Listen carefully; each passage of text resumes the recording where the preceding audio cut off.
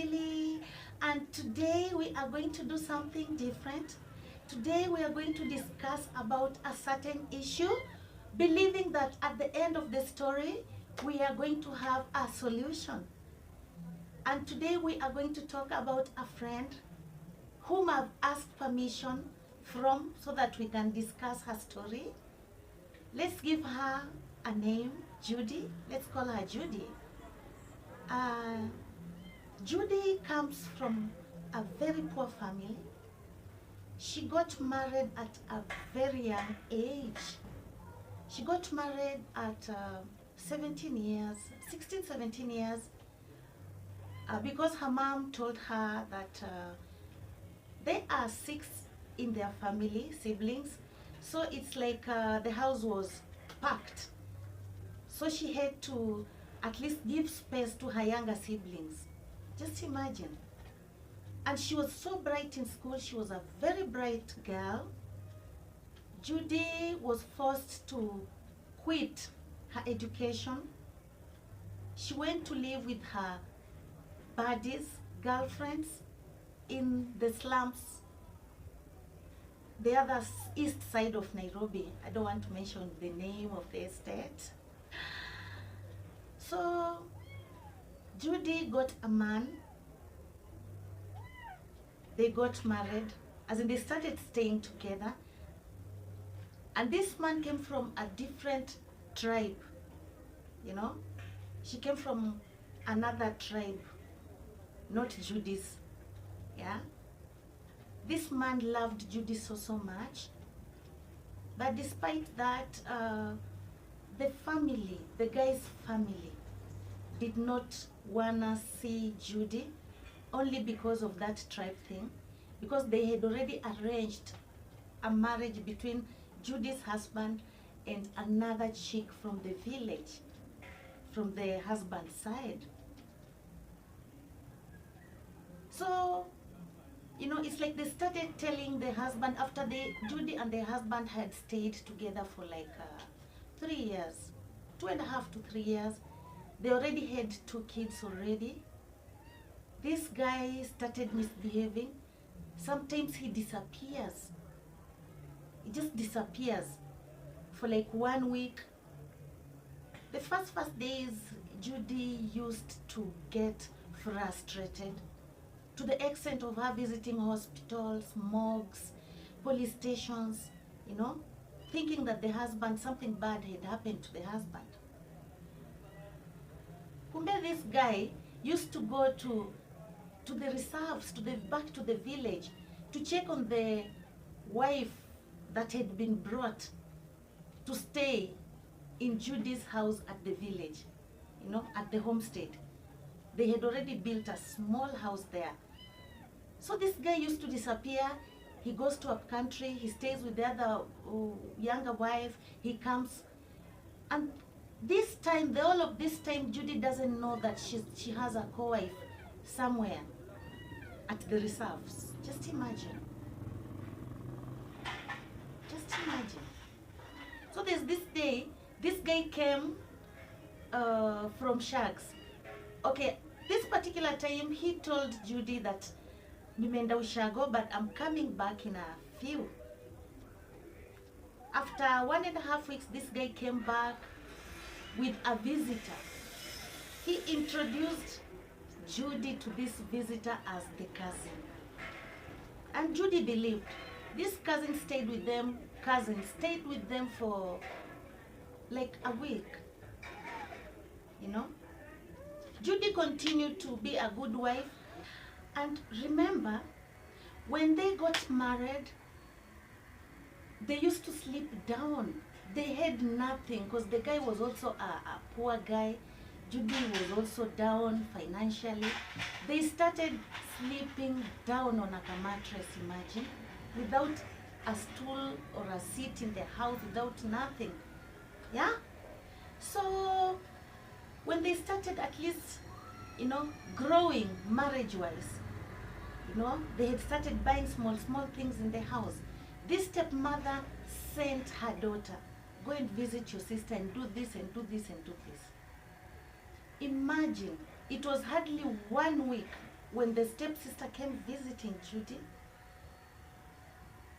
when Judy realized that the stepsister is sleeping with her husband. You know those trust of you're sleeping with someone in the same room, and then someone wakes up maybe to go for a short call. You know, there are people, some people, like I'm one of them, who don't sleep deeply. Whenever something touches me, whenever someone opens the door, or even when a mosquito is, you know, buzzing around me, I always hear. So Judy, after something like 1 hour or 1.5 hours, Judy realized that her hubby was not on the bed. But she was like, hey, this guy, he left this room very long time ago. Where could he be? So Judy decided to go for short call. I don't know if it was really going for short call or she was going to check where her hubby was or what was going on.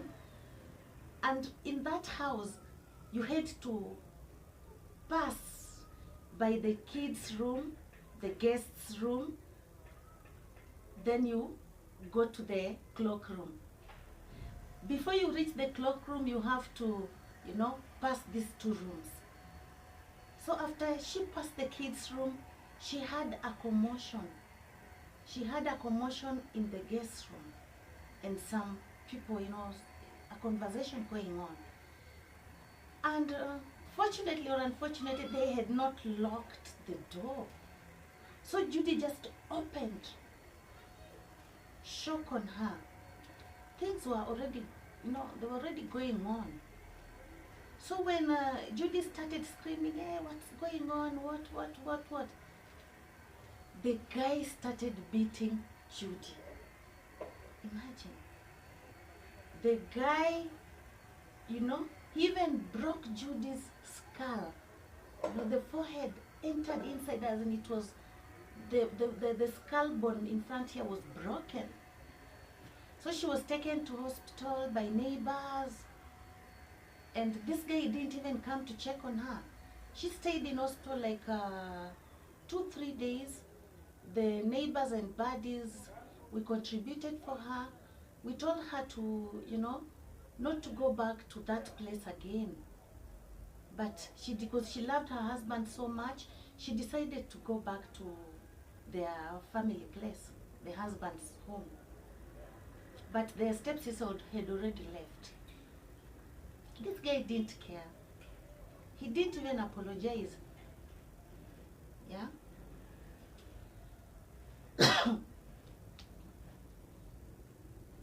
And you know the thing that broke Judy's skull was, you know, kupiga mtu hedi. The guy gave Judy some, you know, head. Imagine 10 times. Till Judy blacked out, leaving her with a broken skull. So I was asking myself, this girl, she's been told to maybe to go and stay with one of the buddies. She doesn't want. She wants to go back to the guy's home because she loved the guy so much. She wanted her marriage to work because she really suffered in the hands of her stepmother. She was hated. So she used to believe that it was just a, you know, family thing, as in she was the black sheep in the family. Little did she know that she was a step kid in that home. So Judy went back. Things got worse. This guy started sleeping out on a daily basis. He used to come back morning. Not even at dawn, around 10, 11. The earliest, maybe 9:30 there, 9. And when the wife tries to ask him where he had slept, he beats her. He tells her that in our tribe, we are allowed to marry more than one wife, so shut up. You know, he became arrogant because of that chick back in the village. The chick that the mother brought for him as a wife. because Judy was not recognized in that family.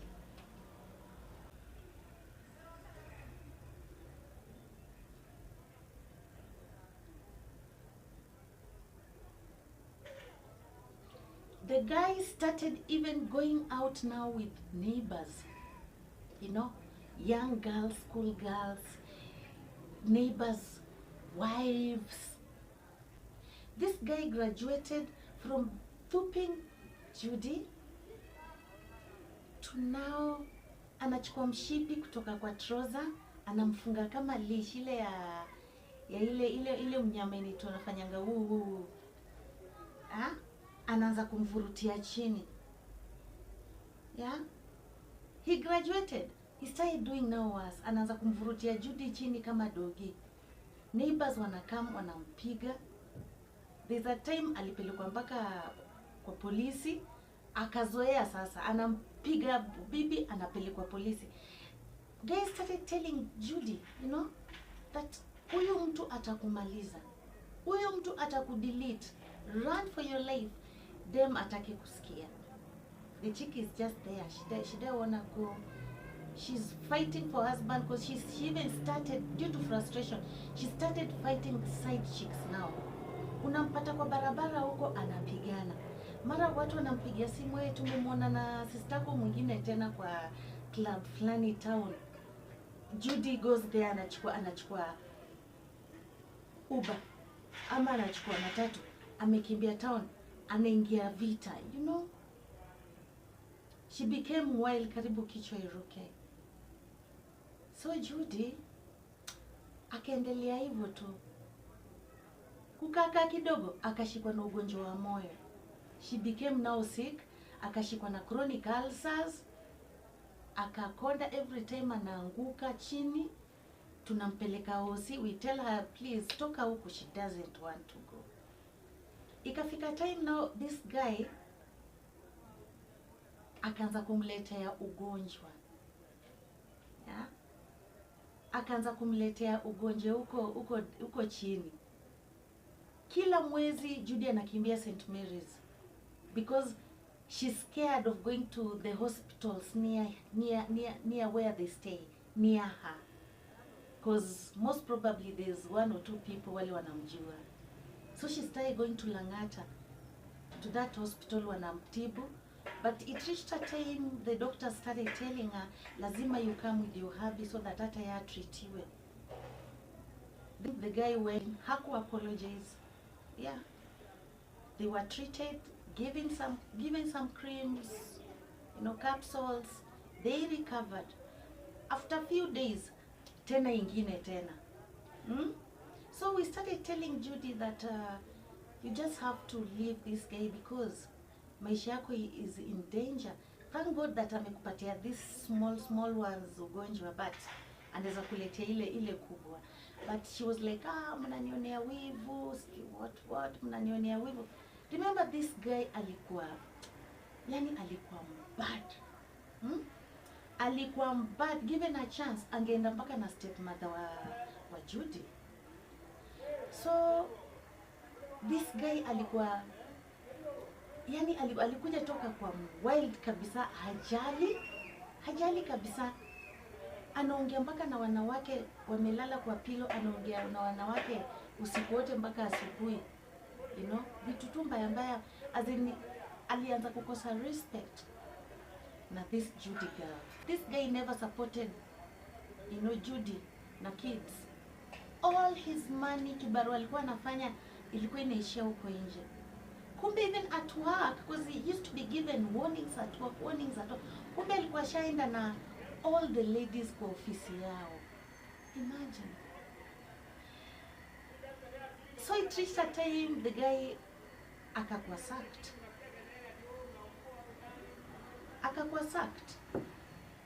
Because ya kumisbehave huko kazini. Kumbe at that time alikuwa anaenda for 1 week, never to be seen. Hata work hakuwa kireport. It reached a time sasa yeye kazi yake ni kukuwa na wamama wakubwa, yeah, so that wamfinance, you know, wamfinance maisha yake ikuwe sawa, you know. na bibi amechapa ameparara kule nyumbani. So Judy decided to look for a job, and fortunately he secured a job in a very good company. But guess what?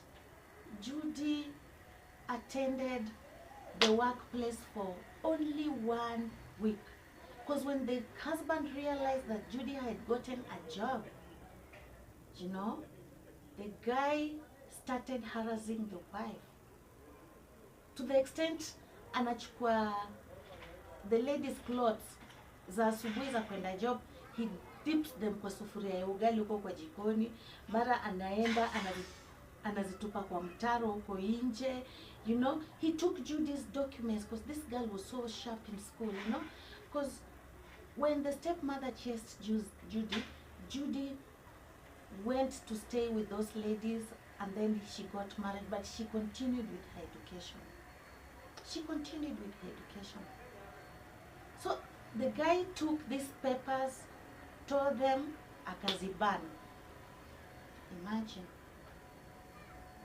So it reached a time, you know, Judy, alikuwa this kind of people, when they are very frustrated, wanatoa stress na food, you know. Every time she gets stressed, she starts craving starch. She goes to the cake shop and buy cake. She wants to eat ice cream. Okay, there are people who are like that. When they are stressed, brain yao inawaambia ni maybe food itawa salvage from this situation. And we also have some people, when they are very stressed up, they don't eat at all. So these are two kinds of people, yeah, with different characters when facing stress.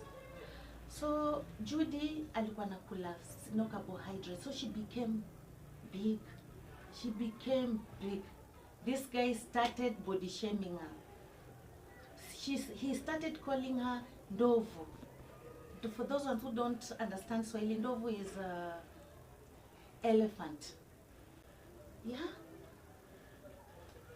Akaachana na story pia za kumtosheleza kama wife kwa nyumba, because this girl ati amenona.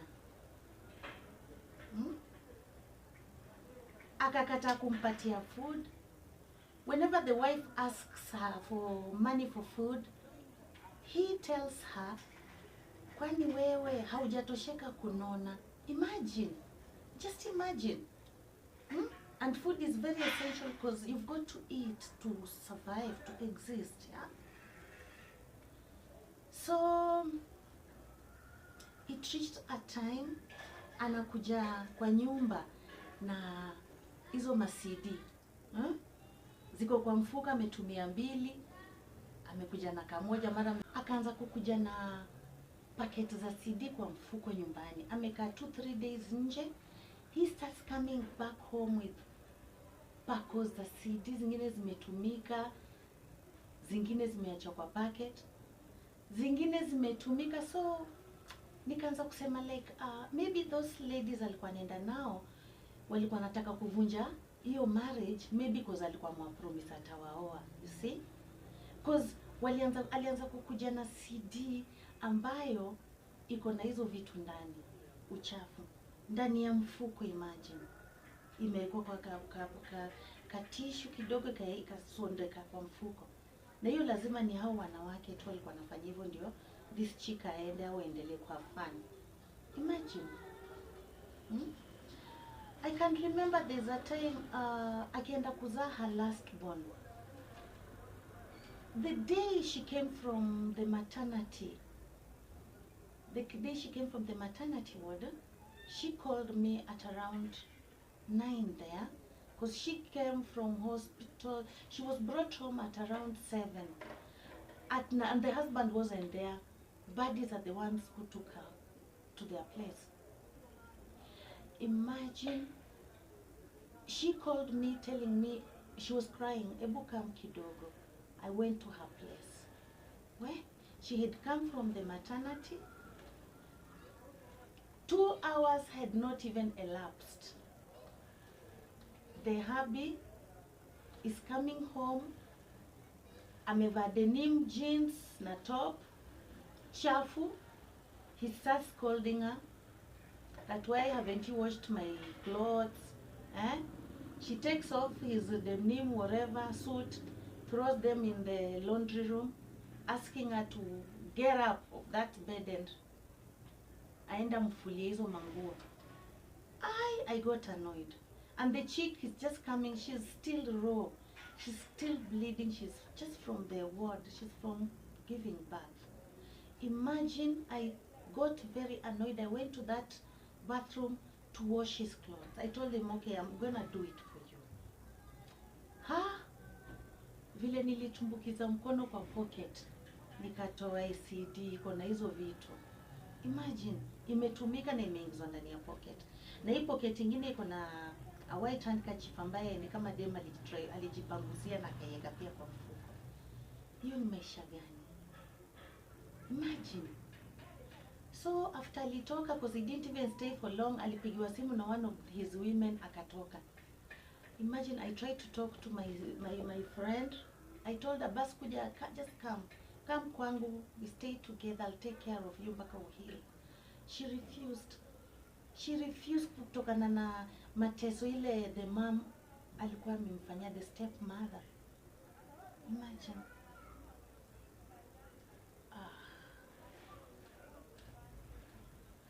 It's so sad. It's very, very sad. So she continued to suffer with her kids over there. This guy started giving birth left, right, and center outside there. Until this chick's bishop, yeah? This chick's church bishop came, okay, he heard about this story. He came to Judy's house and talked to her. He told her, you're still a very beautiful girl. Please, just leave this guy. And don't leave your kids. Just carry your kids and go. Just leave him, because this guy is not ready for marriage. That's when Judy tokad from that house. And the church contributed for her, you know, akaingia kwa kabed sitter with her kids. They even employed her kwa job kidogo tu, you know. Ilikuwa like 10K too. And the church vowed to be giving Judy 5K, as in half the rent. And then the half she'll be paying by herself. You see? So, after this guy learned that the church had helped Judy to secure a house and she's not coming back to his joint, the guy got annoyed. It dawned on him that the wife is gone, you know. Now he's got no one to flex his muscle at. So the guy started coming to Judy's place, you know, we don't even know who showed him there, but he started coming there, pleading Judy to come back home. He was even telling Judy that he's realized his mistake and he wants to change, asking Judy to be praying for him because he believes it's the devil's work. Maybe one of his aunties or uncles at Shags ndio wamembewitch.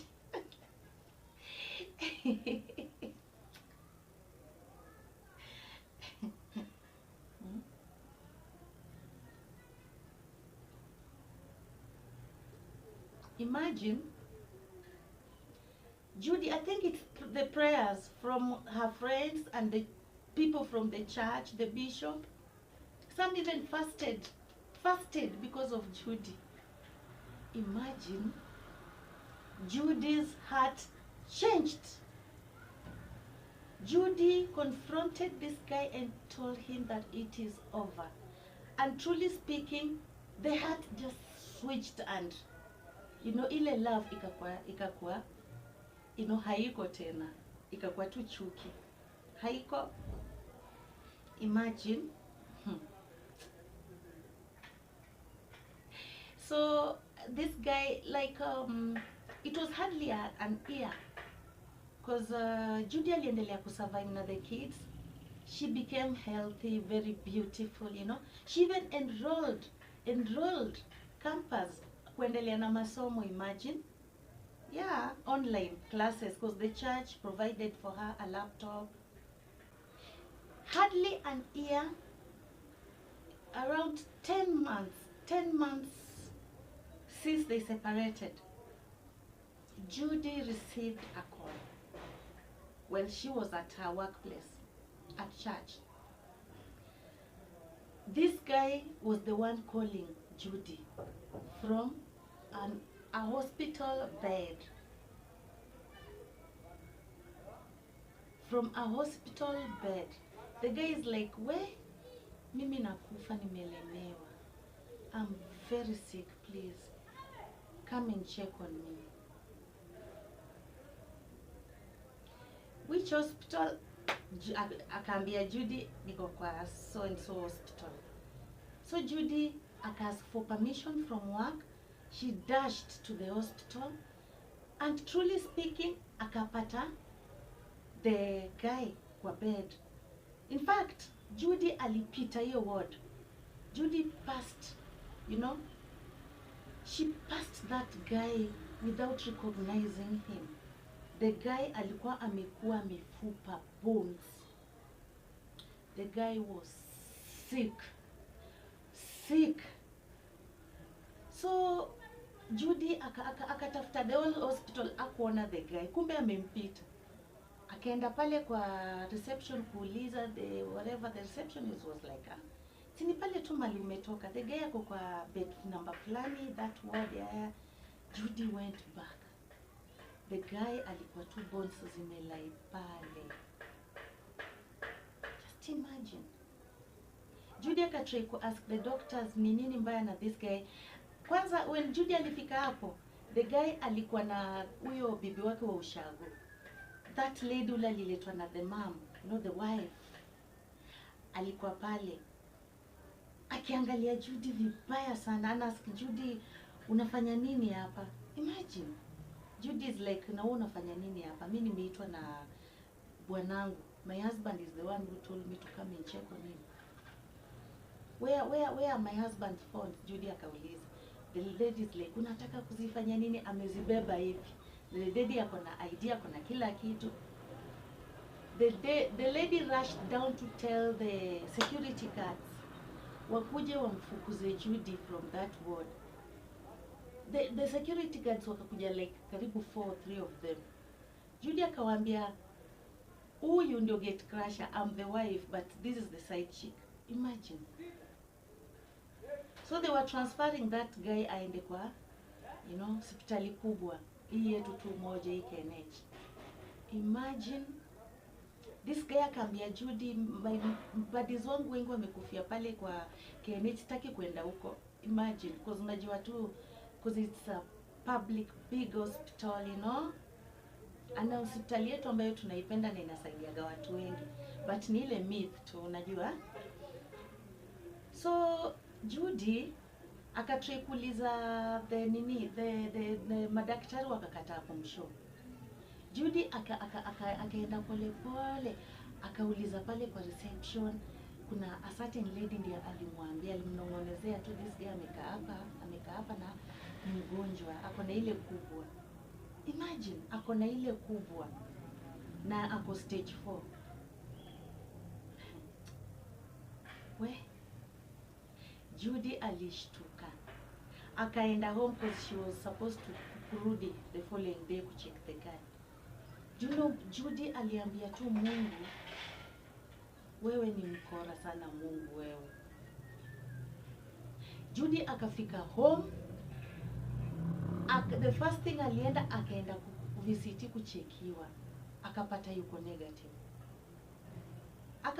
negative. Hana anything. Unajua Judy alikuwa anaambia na ni Mungu wewe ni mkora kwa nini? Because sometimes God kama hakutaki mahali, anakutoa mahali by force. Hebu chukua mfano like Judy could have continued staying with that guy. Sasa tungekuwa tunaongea story nyingine. But God alimtoa pale by force. Hata zile stress huyu Charlie alikuwa anamletea, God ni kama alikuwa anataka Judy apitie hizo vitu a happen, but Judy bado zile signs. This girl alikuwa anamletea utu tugonjwa tudogo, anashinda kitibiwa, anakuwa na vidonda huko chini, anakuwa na vidonda. Judy bado amekaa, hadi ilichukua mkono wa Mungu kuleta Bishop, kuambia Bishop go and save my child. Bishop ndiye alifanya Judy akatoka pale, wakamsaidia kutafuta nyumba na kila kitu.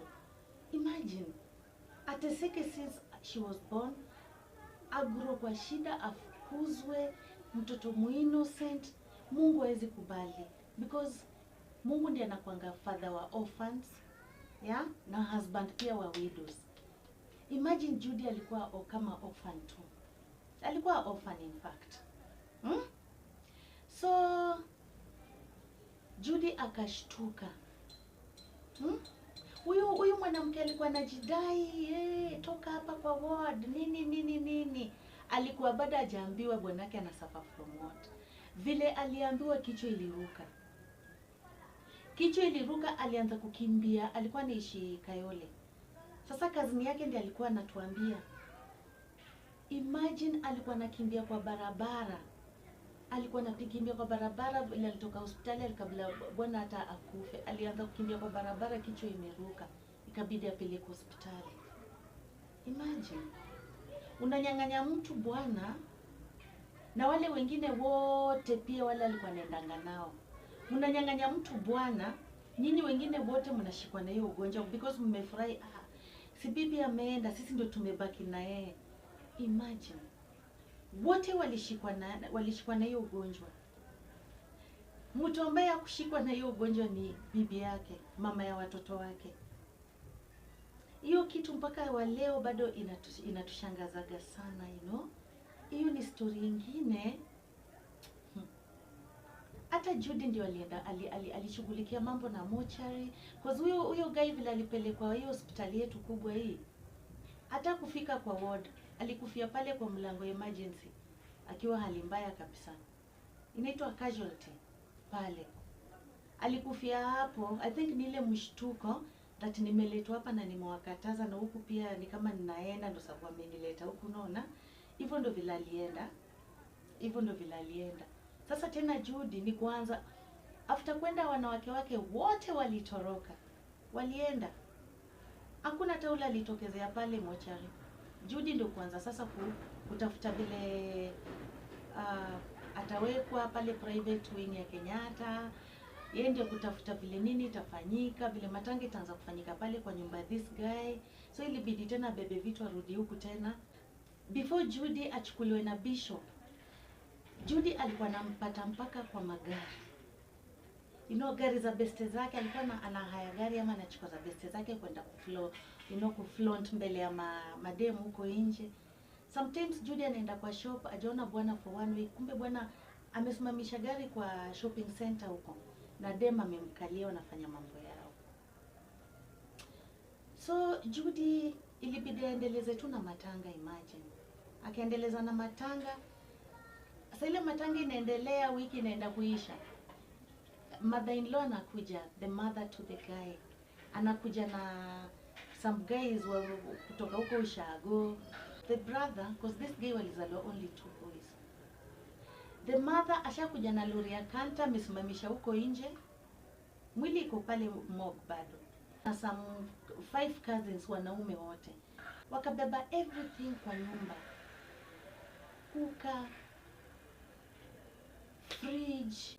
Wakawacha few uncles na some cousins waendelee na Judy na matanga. Mwili kapelekwa Sharks Migori. Imagine say visitors are coming, because this guy alikuwa na visitors wengi sana, some are lawyers, advocates, blah blah, big people. Waka bring pesa za Judy, the widow, and the kids. The mother-in-law kanachukua, the brother-in-law anachukua. They didn't want Judy to get anything. When the funeral ilikuwa inaendelea, the burial was going on. So Judy is very sad, despite of what the guy passed her through, it's like she's still, you know, because he was the father of the kids and he once was her husband. So, you know, the emotions, yeah? She was still there at the graveside crying, doing what? Kumbe the mother-in-law and the brother-in-law are inside the house, you know, wanabadilisha. They are changing names from, because this guy alikuwa ashafungua small textile company na alikuwa like 30 employees. When the burial was still going on, these guys, the mother-in-law and the brother-in-law, were struggling, you know. They were hurriedly changing names from the transferring, you know, the ownership of the late guy's textile company from him to the brother-in-law. Imagine. So they took over everything. They took everything. Remember, in Nairobi, they had already taken everything from the house. They left the house, you know, empty. At the burial site, the burial is going on. They are inside the house, you know, transferring everything, you know, from this late, whatever, guys, to the brothers, you know, named. Leaving out the widow and the kids. So we had to contribute for this girl to come back to Nairobi, the kids, because some of the kids were in school. You know, she was not given anything, even a dime. She wasn't given anything. All the money that the friend to this guy contributed, you know, the mother-in-law took the money, the brother-in-law took everything. So they came back to Nairobi. They continued with their lives, you know. So the moral of the story is sometimes we've got to listen to God's voice. You know, God is not a physical human being, as in anasimama pale and he starts commanding. No. Just, you know, signs. You know, God talks to us through intuition. And as ladies, we have a very strong intuition, you know. Something just happens. You wonder, hey, honey, what is going on? Kumbe, that's a sign from God telling you it's time to move out of this place. It's time to move on. Yeah? But this story, you know, especially that part of all the side chicks, all of them, some died, most of them died. Some are, you know, are sick up to date. And she was the real wife, and she's the only one who didn't contact that disease. So God is a mysterious God. God is a mysterious God. Yeah. Any God anaweza kutoa mali by force, by fire, anakuremove from that place. He brings suffering upon you till useme, hey, I give up, let me just move out of this place. Another whatever lesson is God protects his own, especially orphans, the less fortunate, the humble. God will always protect you. He will protect you. Nothing bad itakukujia. And God will punish anyone who tries to in fact, when the funeral arrangement was going on, watu walikuwa wanaongea, this guy, maybe he's dead because of what he did to that lady. You know, the suffering that lady went through is the reason as to why this guy has left us. Imagine. So, just be good. Just be good. Never break people's relationship, believing that you're the best person who can fit in that position. Yeah, not that wife who is there. For sure he will. He will always protect you against your enemies, haters, detractors. Yeah, because he is a faithful God. I urge you, all of you, to just give me a like, and for those ones who have not yet subscribed, please subscribe to this big beautiful channel and become one of us. Yes. And always also for Judy, please give her a like, because I know she is here listening, because she is one of my subscribers and my friend.